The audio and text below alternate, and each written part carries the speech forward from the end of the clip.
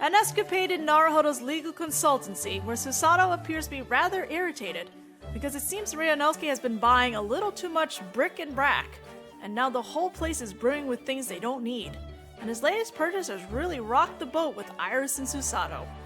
Ah, right, Naruhodo has a spending issue.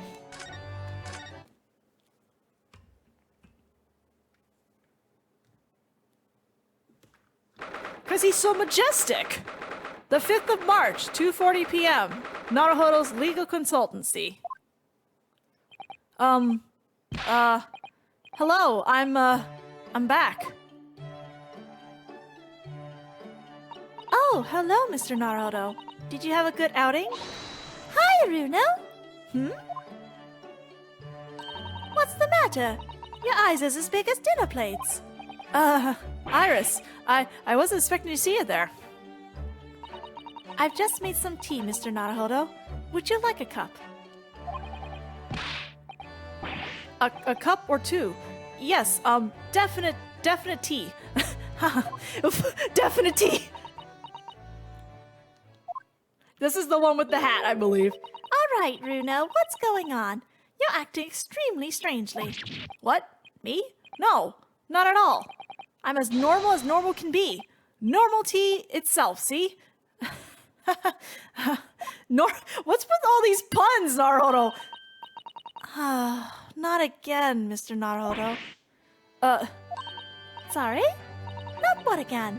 What do you mean, Susie? Whenever he goes out on his own lately, he always seems to come back with a peculiar new purchase. Peculiar? Peculiar? What's peculiar about the things I've bought? You seem to think that anything British is a curio you simply must have. You keep buying items of brick and brack even though you don't know what they are. Well, there are rather a lot of brick and brack shops and pawnbrokeries and the like around here. It's when I've been to Lord Strongheart's to give my weekly report. I'm always so nervous beforehand. On the way home, I just find myself in those shops and... Yes, alright, I can't deny it. I've bought something. You're right, you can't deny it because your eyes are wider than ever. You really ought to put up warning signs about them. They're bigger than some potholes around here. It's hard to resist things in the brick and brack shop. It's all so cheap. Mr. Solms has given me lots of useful advice about how to pick out the real bargains. You must remember, Runo, that Hurry likes to have fun with you. Take his advice with a big pinch of salt. Well, that's true. That thing he told me was a pot stand wasn't a pot stand at all. But I never have guessed it was a collapsible top hat. No, and I'd never have guessed that you could fill up this once empty room so quickly. Honestly, it's overflowing with things we don't need now. I mean, look at all those scales. Not once have you weighed something on them. I know, but ever since I first stood at the defense bench in court, I don't know why, but I just really wanted my own little set of scales. Let's see it then, Mr. Naruhodo. What have you come home with today? Oh, well, it's, one of these. Kazuma butter! What is it? It looks all dried and shriveled up in a ball. Really, Mr. Naruhodo, what is it? It's a sea anemone. An anemone? Yes, I mean, I know it doesn't look like it at the moment. It's all shriveled up, like you said. Aren't sea anemones living creatures? The ones that dance about on the seabed? Yes, exactly. The ones that dance about on the seabed.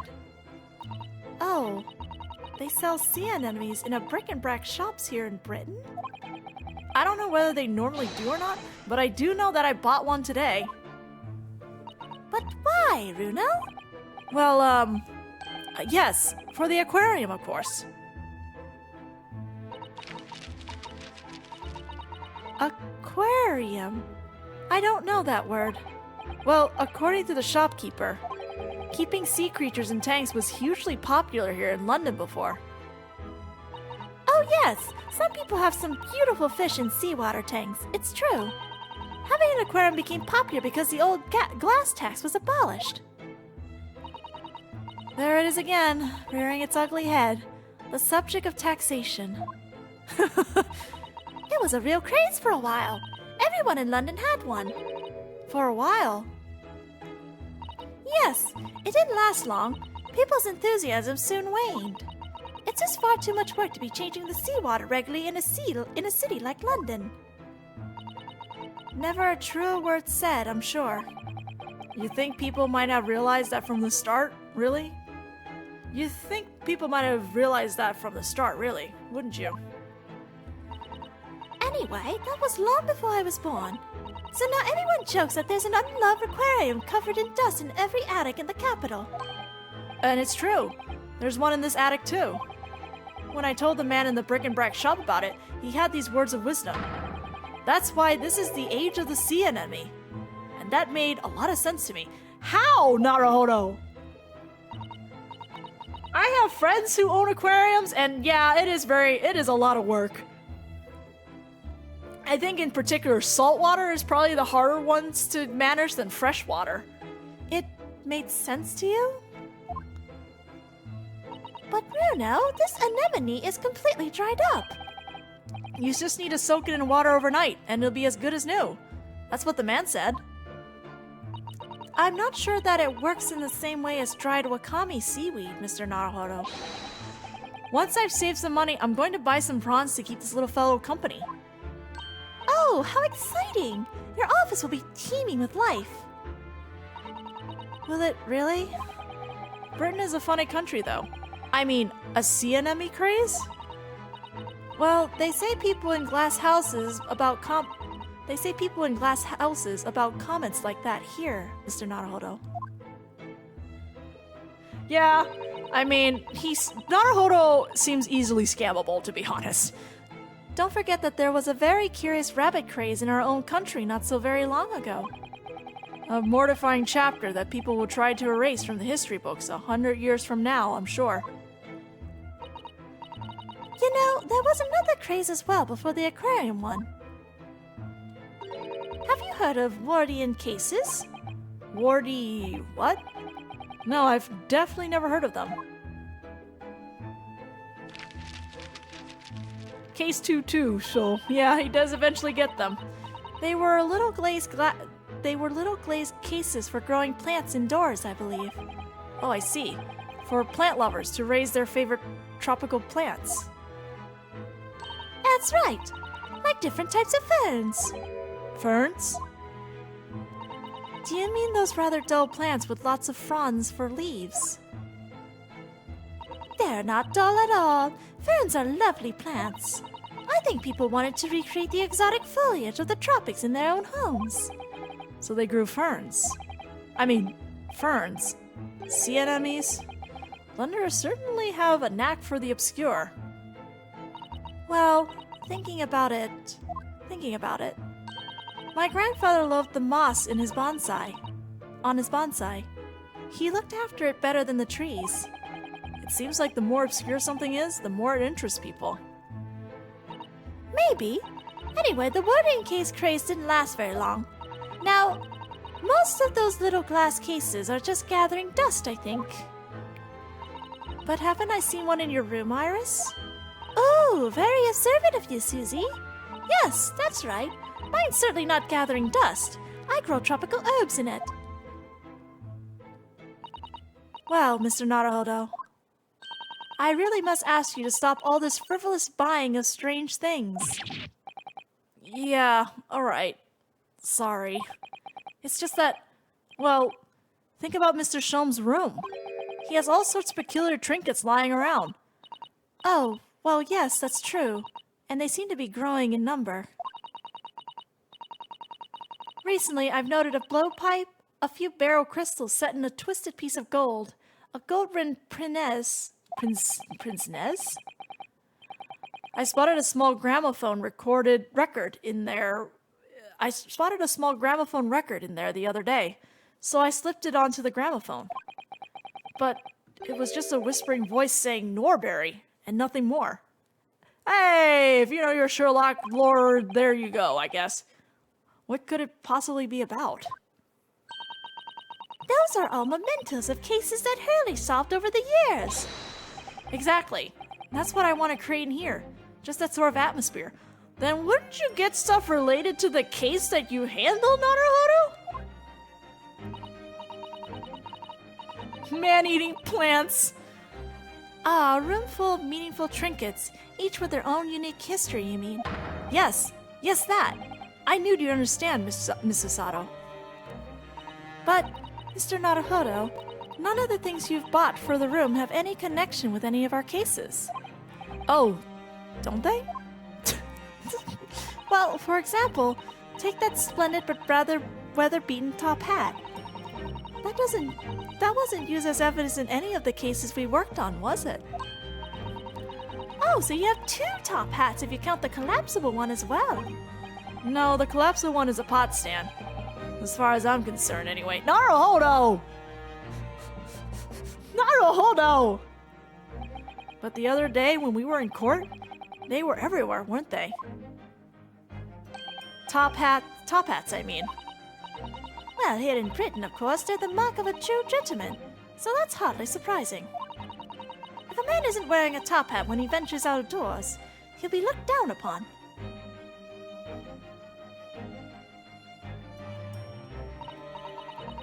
Gosh, it has very strict rules, doesn't it? The English Gentleman's Code. Well, I don't know, let's go talk to Professor Layton. He knows how to be a gentleman. I've been wondering how'd I look in a top hat recently.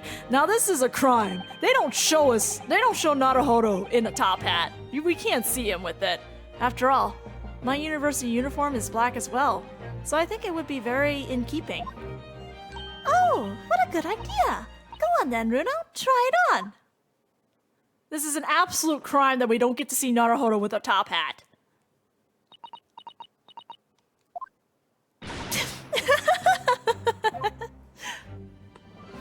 The lesson here, I suppose, is that the juxtaposition of student and gentleman is just so strange and wrong.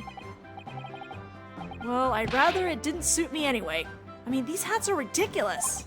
I'd be willing to bet every foreigner who sees one of these for the first time thinks exactly the same thing. Why is that man wearing a chimney on his head? Naruhodo! People in glass houses, remember, Runo? What do you mean? Well, what about Japanese chomeiji? Japanese chomeiji top knots.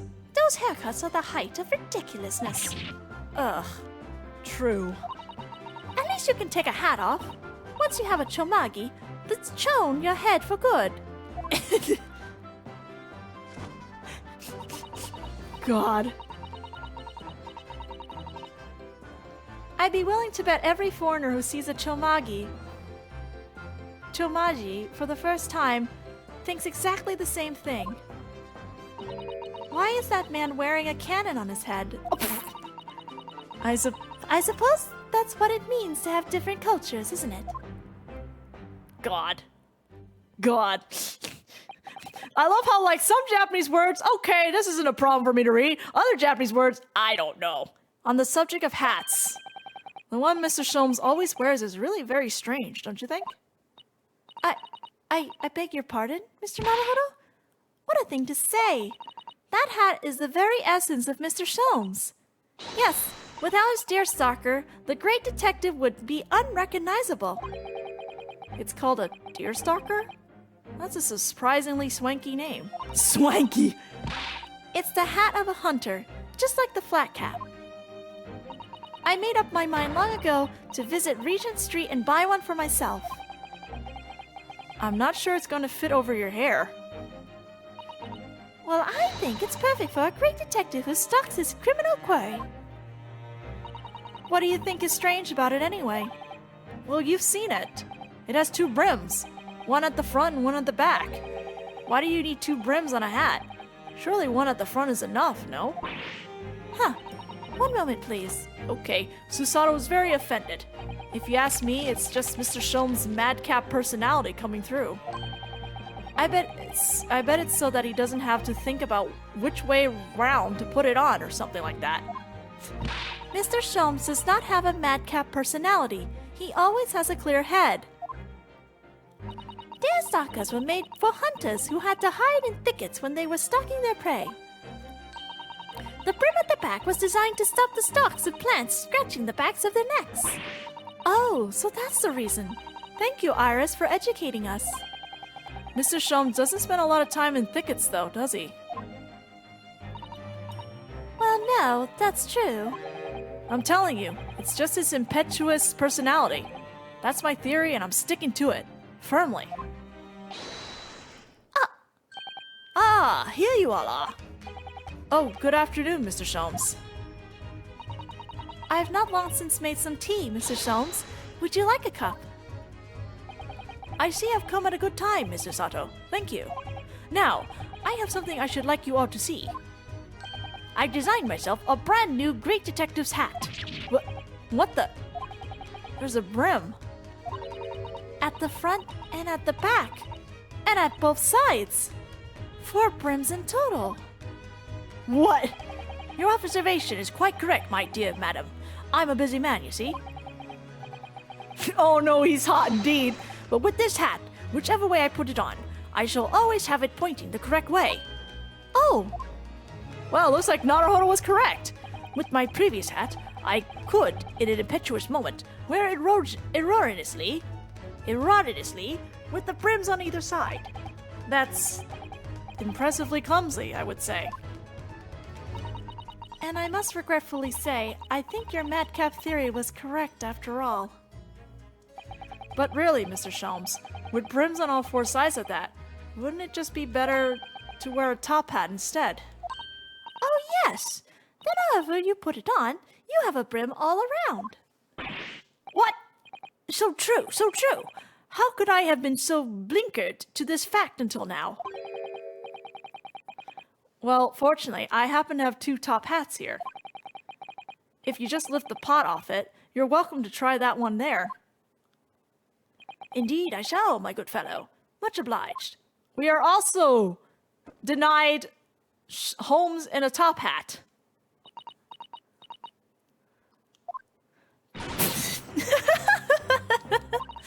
Oh dear, Hurley, it looks terrible. More terrible than I could possibly have imagined. Oh, that's not good. Maybe it's because of your long face. Paired with the tall hat, it just doesn't work. Well, I think it's very nice, Mrs. Sholmes, even if it will have the whole world in fits of laughter. Ah! I should never have meddled with it. Give me a deerstalker forevermore. And give me my regulation university hat forevermore. There's still hope that you'll graduate one day, Mr. Naruhodo. Don't give up. What? Naruhodo will graduate. It's fine.